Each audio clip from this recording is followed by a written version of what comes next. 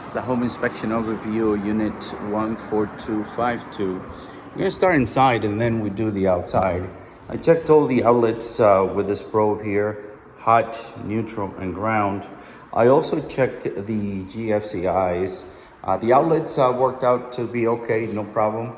Gave me 120 amps and no problem with the outlets. And then these are supposed to be GFCI, ground fault circuit interrupted. This one here, because it's close to the water, has to be GFCI, but it's not. The one in the bathroom, it's GFCI. So how will you fix that? The GFCI outlets, they cost like $17-20. So it'll be a matter of taking this unit out and replacing this outlet with a GFCI outlet. So most likely you have to probably get a combo, because this one is what activates the garbage disposal. So at any rate, or they might have to be separated, but it has to be GFCI, ground fault circuit interrupted. Here in the bathroom, this one is GFCI, so this one is okay. And it worked good, no problem here. The sink is kind of loose here, as you can see. So basically, probably putting clear silicone on the bottom to get it set, it might work. Check all the toilets and this here. The hot and cold are reversed. So even though this one says cold, it is hot, and even though this one says hot, it is cold. So at any rate, that is listed on the report. I checked all the fans right here, and I put a video showing that the fans work, and I do the same thing with this fan right here. They're controlled by the remote and also by the light switch, which is okay. There's a little bit of movement, a little bit of sound as you walk around in a couple locations here, a little bit of movement there, a little bit of movement there. So normally, whenever they do the laminate, they would reinforce underneath and secure anything that is loose. In order to secure it again, a lot of times the laminate might have to be peeled back and the bottom to secure. Remember, we are on a second story. So there's a little bit of movement, so you know what I know in terms of that. The AC gave me a really good temperature. The supply was 43, 44, and then return was 70, 73. So you do have a differential plus over 25, which is really, really good. The unit is hard to tell what year it was because the label is faded. I could tell it's a Goodman because of the label. There was a label with his name outside. I checked all the appliances, microwave, all that, and then this is your dryer and washer, and obviously I cannot see anything behind there, but I tested, make sure that it works, and it works. And then I ran this, and this was closed. You can see the soap now is open, and that is good. No problem here, no leaks underneath. Everything is good here. All right, so let's go outside. Here, this door rubs when you try to close it. Right here, it hits the frame. So how will you fix that? Probably adjusting the hinges. Sometimes you have to sandpaper the corner right here.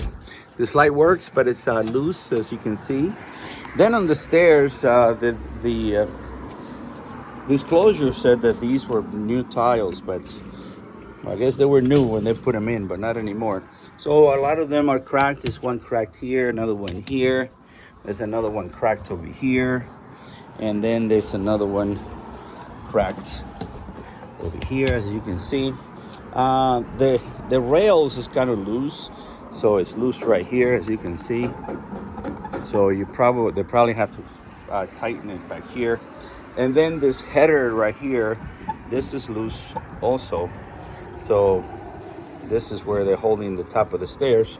There is a column downstairs that is holding the stairs, so that's a second way of securing the staircase. So that's a good thing. I'll show it to you as I go down. All right, so on the roof, it's a flat roof. It's probably HOA maintained. There are some areas where the water probably sat because there's stains, and it's a foam roof. But at any rate, probably something that the HOA might have to look into. So if the water sits, then eventually it'll percolate into your house, but before it drains. So how do you repair it? Basically building up the foam roof so the water does not sit. Okay, so this is the other support for the staircase. So even though it's loose over here, you still support it here. One of these is yours. I don't know which one it is because it's not labeled. None of them are labeled. And if you were to pull this out, it kills the power.